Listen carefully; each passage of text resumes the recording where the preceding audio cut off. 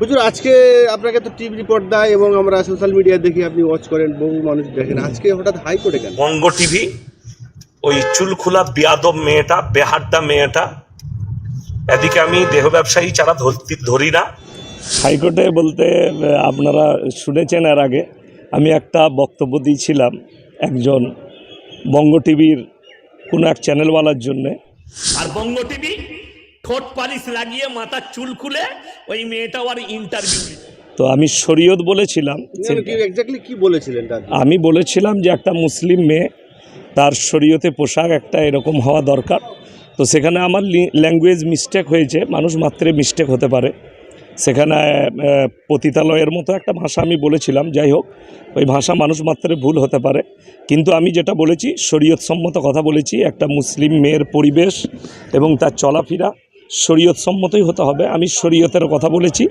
তো এতে যদি কারো গায়ে লাগে তো এখানে আমার কিছু করার নেই, আর যার জন্যে আমি হাইকোর্টে এসেছিলাম। আপনি স্বীকার করছেন যে হ্যাঁ, আপনার মধ্যে দিয়ে ল্যাঙ্গুয়েজটা ভুল মিস্টেক হয়েছে? দেখুন, নিসিয়ান থেকে ইনসান এসছে, মানুষ মাত্রে ভুল, যে কোনো মানুষের ল্যাঙ্গুয়েজে ভুল হতে পারে। আর আমরা 2 ঘন্টা 3 ঘন্টা কথা বলি, তার মধ্যে ভুল যেতেই পারে। মানুষ তো ভুল দিয়েই তৈরি। পৃথিবীর এমন কোনো মানুষ নেই সৃষ্টি থেকে আজ পর্যন্ত যে বলতে পারবে না যে আমার ভুল হয়নি চলার পথে। একমাত্র নবী, পাইগাম্বার, রসুলদের ভুল হয় না। বাকি যত মানুষ আছে আমরা সাধারণ, সকলের ভুল হতে পারে। তবে আমার ল্যাঙ্গুয়েজটা হয়তো তেনার গায়ে লেগেছে, আমাকে শালীনতাভাবে বলতে হতো, তো সেটা শালীনতার একটু হয়েছে। তো আমি এর জন্যে দুঃখিত যে সেই ভাষাটা তার গায়ে লেগেছে। কিন্তু আমি যেটা বলেছি শরীয়ত সম্মত কথা বলেছি। একটা মুসলিম মেয়েকে শরীয়ত মেনে চলা দরকার। তাতে সে হাইকোর্টে, আমি তো হাইকোর্টে দেখলাম অনেক মুসলিম উকিল আছে, অ্যাডভোকেট আছে, যাদের মাথায় হিজাব আছে, যারা শরীয়ত সম্মতভাবেই কেস লড়ছে। আলহামদুলিল্লাহ, দেখে আমি খুব খুশি হলাম। কিন্তু আপনি তো এটা জানেন নিশ্চয়ই যে ভারতবর্ষের যে সংবিধান বা কনস্টিটিউশন রয়েছে, সেখানে কিন্তু শরিয়াতের অতটা প্রাধান্য দেওয়া হয় না। দেখুন, ভারতের সংবিধান আমরাও মানি, কিন্তু ভারত এমন একটা দেশ, এখানে সেকুলার দেশ বলা হয়েছে। ভারতের সংবিধানে লেখা আছে সেকুলার, প্রত্যেকটা মানুষ তার ধর্ম নির্দ্বিধায় পালন করতে পারবে। তাহলে আমার কাছে যখন ধর্ম পালন করা, নামাজ পড়া, আমার কাছে পর্দা করা, আমার কাছে কোনো কিছুর যখন বাধা নাই, দাড়ি রাখার বাধা নেই, তাহলে একটা মুসলিম কেন মানতে পারবে না? সব ধর্মের মানুষ নিজের ধর্ম পালন করতে পারছে, আর আমি একটা মুসলিম হয়ে আমি আমার ধর্ম পালন করতে পারবো না? এটা তো দুঃখজনক ব্যাপার। আপনি শরিয়াতের কথা বলেছেন একজন মুসলিম বোনকে, একদম মেয়েকে, মাকে, তাকে শরিয়াতের কথা বলে সেই মা বা মেয়ে বা মহিলা, হ্যাঁ, তিনি সংযুক্ত না হয়ে আপনাকে হাইকোর্টে টেনে আনলেন, কি বলবেন এই প্রসঙ্গে? দেখুন, আল্লাহ আর বিচার করবে। আমি আল্লাহর উপরে ভরসা রাখি, একদম বেশাক। আমি পৃথিবীর কোনো মানুষের উপরে ভরসা রাখি না। তো আমি জানি আল্লাহর উপরে ভরসা আছে। আল্লাহর থেকে বড় শক্তিবান পৃথিবীতে কেউ নাই। আর সে এনেছে, আল্লাহ তার মঙ্গল করুক, আমি দোয়া করব। আর দোয়া করব আল্লাহ যেন তাকে শরীয়তের ওপরে নিয়ে আসে। আপনার বিরুদ্ধে মামলা করার আগে আপনাকে কোনো নোটিশ কিংবা কোনো কিছুই নাই। এমনকি ঠিকানাও ভুল, কি বুঝলেন? তো এরা, আমি জানি আল্লাহর উপরে ভরসা আছে, সব আল্লাহ ঠিক করে দেবে। তো আজকে হাইকোর্টে এসেছেন আপনি, হ্যাঁ। আজকে যে উদ্দেশ্যে এসেছেন সেই উদ্দেশ্যটা একটু আমাদেরকে উদ্দেশ্যটা দেখুন, আমি এসছি, আমার অনেকগুলো কাজ কলকাতায়, এক মাদ্রাসার, এই রমজান মাসে মাদ্রাসার বিশেষ কালেকশন, তো কালেকশনে তারপরে হাইকোর্টে আমার একজন হাজি সাহেব বন্ধু আছেন, অ্যাডভোকেট, আমি ওনার সঙ্গে খাস দেখা করতে এলাম।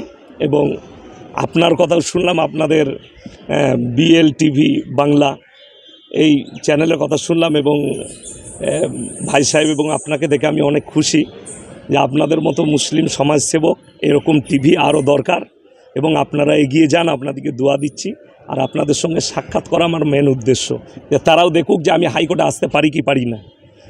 তারা হয়তো বাইরে ধমকি দিচ্ছে যে ইয়াসিন সাহেব কীভাবে হাইকোর্টে আসবে, কেন আমি আসতে পাবো না? আমি যে কোনো দেশের প্রান্তরে যেতে পারি, আমার কেউ কিচ্ছু করতে পারবে না আল্লাহর রহমতে। আজকে আমরা দেখতে পাচ্ছি যে আমাদের ভারতবর্ষে তথা পশ্চিমবাংলায় একটা হিন্দু মুসলমানের মধ্যে যে একটা সম্প্রীতির সূত্র গাঁথা ছিল, সেটা কোনো ক্ষেত্রেও দেখুন, আমি একটা প্রোগ্রামে বলেছি, আমরা ছড়া পড়েছি, আমাদের ছোটো গাঁয়ে ছোটো ছোটো ঘর থাকি, সেটা সবে মেলে নাহি কেউ পর। পাড়ার সকল ছেলে মোরা ভাই ভাই একসাথে খেলি আর পাঠশালায় যাই। আজকে কিন্তু সেটা শেষ হয়ে গেছে। কে শেষ করছে এটা গোটা ভারতবর্ষের মানুষ জানে। এক শ্রেণীর নোংরা মানুষ, নোংরা মনোভাব। আমার একটা বক্তব্য আছে, ওয়ালা তাসুব্বুল্লাযীনা ইয়াদউনা মিন দুনিল্লাহ ফায়াসুব্বুল্লাহ আদওয়াম বিগাইরি ইলম। এটা আল্লাহর হুকুম প্রত্যেকটা মুসলিমের জন্যে। তোমরা কারোর দেবদেবীকে গালি দিও না, কারোর ধর্মকে গালি দিও না। আমার 1 লাখের বেশি জলসা ছুটছে, আপনি একটা বার করতে পারবেন না যে কারোর ধর্মকে একটা স্কিপ নাই, কারোর ধর্মকে গালি দিয়েছি।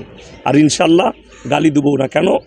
আল্লাহ নিজে শিখিয়েছেন তোমরা অপরের ধর্মকে গালি দিলে সে তোমার আল্লাহকে গালি দিবে। তাইলে অপরের ধর্মকে সম্মান করা এটা প্রত্যেকটা মানুষের কর্তব্য। আর সবথেকে বড় জিনিস, কেউ যদি কোনো মানুষের উপকার করতে পারে সে গোটা মানব সমাজের উপকার করলো। কোনো মানুষকে যদি কেউ অন্যায়ভাবে হত্যা করলো সে গোটা মানব সমাজকে হত্যা করলো। এটা কোরআনের ভাষা। আমি কারোর নাম বলবো না, অনেকেই মুসলিম যারা আমাদের এই মুসলিম সম্প্রদায়ের মানুষ, এই শরিয়াতের কথা তারা মানতে চায় না। দেখুন, কোরআন এবং নবীজির আদর্শ কেউ যদি না মানে তাকে জোর করা যাবে না। তবে এতটুকু বলতে পারি, কেউ যদি বলে আমি নবীর আদর্শ মানি না, শরীয়ত মানি না, 100% সে মুসলিম নয়। এই যে আজকে যার জন্য হাইকোর্টে আসতে হলেন, আপনি একটা জলসাতে একজন ইউটিউবারের চ্যানেলের মহিলা অ্যাঙ্কারকে কিছু কথা বলতে গিয়ে আপনার স্লিপ অফ টার্ন হয়েছে। স্লিপ অফ টার্ন হয়েছে। ভবিষ্যতে এটাকে সংযত করার চেষ্টা হ্যাঁ, করবেন? অবশ্যই সংযত হবে। এবং আমি যদি মনে করে যে ইয়াসিন সাহেবের জুবান বন্ধ হয়ে যাবে, কিন্তু বন্ধ হবে না। আমি শালীন ভাষায় বলবো এবং তাদেরকে দাওয়াত দিয়েই যাব আমার মৃত্যুকাল পর্যন্ত।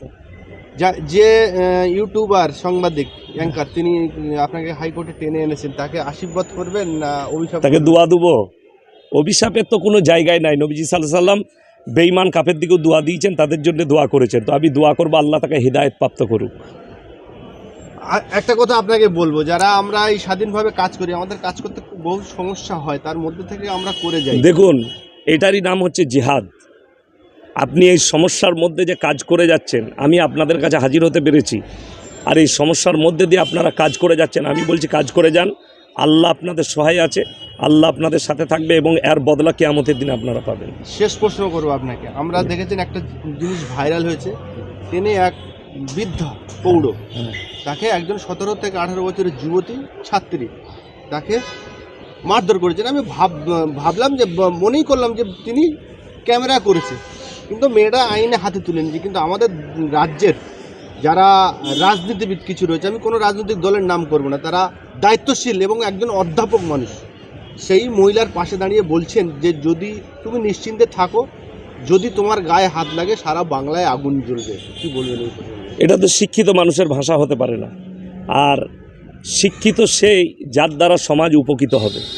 কিন্তু যদি কেউ আগুন জ্বালাতে চায় তো সে আপনাকে বলে দিই, আপনি যদি কোনো জায়গায় আগুন জ্বালান সেই জায়গাটা একা পুড়বে না, আপনিও শুধু পুড়বেন। সেটা দেখেছে গোটা পৃথিবীর লোক। ক্যালিফোর্নিয়ায় আগুন ধরেছে, একটা শুধু জঙ্গলে আগুন ধরেনি, গোটা শহরতলিকে নিয়ে নিয়েছে এবং কয়েক লক্ষ কোটি টাকার প্রপার্টি শেষ হয়েছে। তো কেউ যদি মনে করে আগুন জ্বালাবো, সে নিজের আগুনে নিজেও জ্বলবে। তিনি কিন্তু একজন অধ্যাপক। আমি জানি, তিনি অধ্যাপক হলে কি হবে? আদর্শ হচ্ছে সব থেকে বড় জিনিস। এখন স্কুল কলেজ বেড়েছে না বাড়েনি? স্কুল কলেজ বেড়েছে, মাদ্রাসা বেড়েছে, কিন্তু আদর্শ নাই। আদর্শ শেষ হয়ে গেছে। আদর্শ একটা আলাদা জিনিস, শিক্ষা একটা আলাদা জিনিস। আদর্শ থাকতে হবে, সে যে ব্যক্তিই হোক।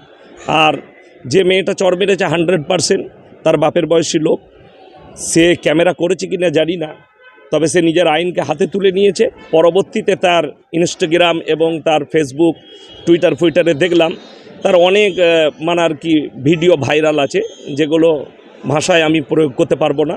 সেগুলো দেখেই বোঝা যাবে তার চরিত্র কেমন হতে পারে।